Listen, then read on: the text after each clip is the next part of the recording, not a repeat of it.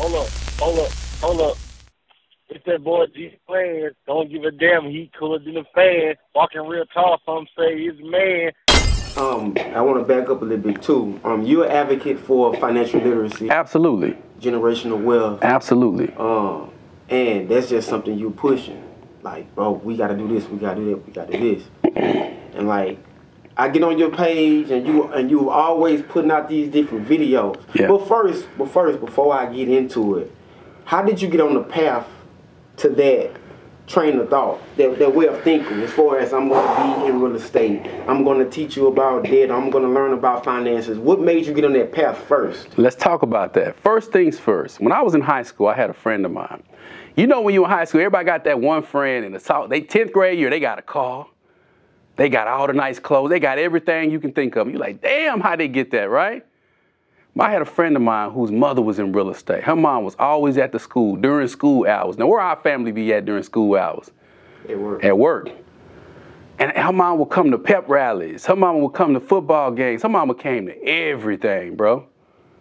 And that intrigued me because I thought to myself, damn, I wish my mama would come to everything like that. You know what I'm saying? My mama had to be at work.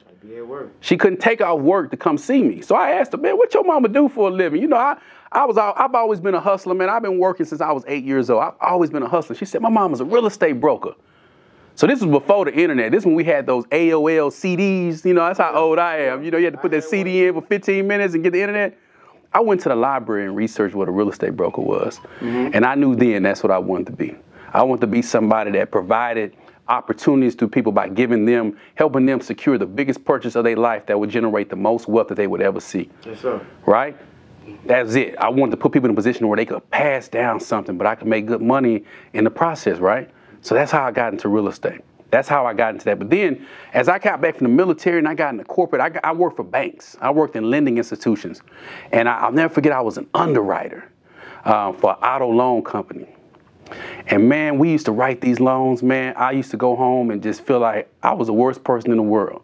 Because you get a person in a car, and I'm not gonna pick on any specific brand. We'll just say it's a lower size car that, you know, they ain't worth that much, versus a person in a Benz. The person in the lower size car that ain't worth that much was paying more than the person in the Benz. They'd have a 24% interest rate on a $15,000 car. They paid more than a person in an E-Class. And it was always us. But how do you 24%? That's legal. Are you? Wow. Because when you go to the car dealership, what they say, how much can you afford? Yeah. That's what they ask you. Nothing against the car salesman. I ain't knocking them, man. You got to get what you do. It's not your fault that this person didn't know about credit, but nobody's teaching us this shit.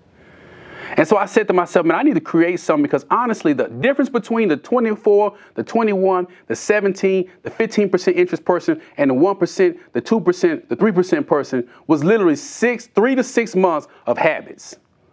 That person just never had a credit card. They didn't know how to use credit. All they had was their light bill, and they thought their light bill was helping their score. That's what they tell you. They thought their cell phone bill was helping that score. That don't help your score. Credit helps your score.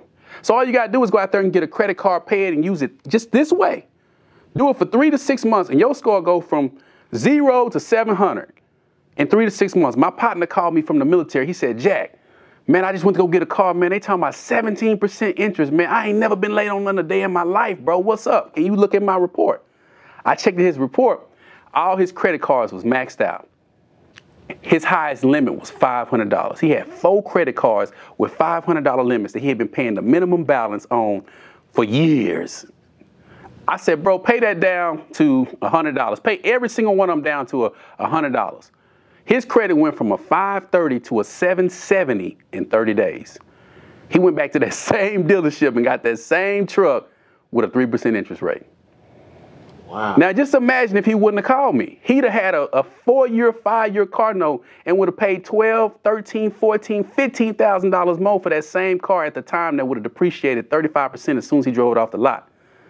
But I gave him 2 things to do, and he went back and got his payment down, and it literally went down from like $650 a month to like $300 a month.